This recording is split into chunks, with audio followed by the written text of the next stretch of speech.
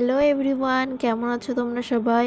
আজকে সকালবেলায় ভ্লগটা শুরু করেছিলাম বাড়ি থেকেই, কারণ কাজে যাওয়ার একদম ইচ্ছা ছিল না। হাতে খুব যন্ত্রণা করছিল, তাই বাড়িতে বসেই হাতে তেল মালিশ করছিলাম।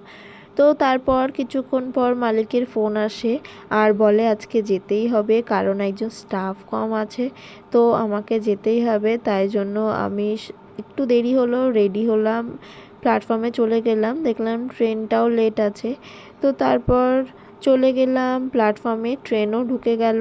ট্রেনটা একটু লেট ছিল, তবুও চলে আসলো। গুড়ি গুড়ি বৃষ্টি হচ্ছিল, কিন্তু ছাতা আর মাথায় দেয়নি, কারণ ছাতা মাথায় দিলে ট্রেন নিয়ে আবার উঠতে হবে, তো ছাতাটা ফালতু ফালতু ভিজে যাবে।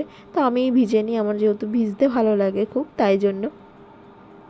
তো আজকে ওয়েদারটা খুব ভালো ছিল, হালকা হালকা বৃষ্টি, খুব হাওয়া ছিল, ভীষণ মিষ্টি একটা ওয়েদার ছিল। মাঠের পরিবেশটাও ভালো লাগছিল। তো তারপর তো ট্রেন থেকে নেমে গেলাম। আর আজকের ট্রেনটা মানে বেশিক্ষণ হয়তো দাঁড়ায়নি, ওই জন্য সবাই এত দৌড়াদৌড়ি করছে। আর তোমরা ব্লগটা দেখতে থাকো। এই ঠাম্মার দৌড়টা তো জাস্ট দারুণ ছিল, একদম ফাটিয়ে দিয়েছে ঠাকুমা।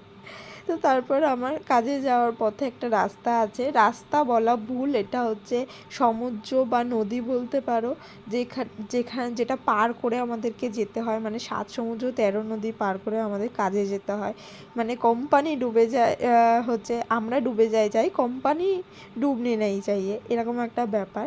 তো তারপর ভাঙাচুরো স্তূপের ওপর থেকে চলে গেলাম কাজে। আর কাজে পৌঁছে মুডটা একটু ফ্রেশ হলো, কারণ রাস্তাঘাটের পরিবেশটা ভালো ছিল, তাই জন্য মুডটা ফ্রেশ হয়ে গেল। তাই একটু ভিডিও করছিলাম। হাতটা যন্ত্রণা করছে বলে মনটা একটু মুড অফ ছিল।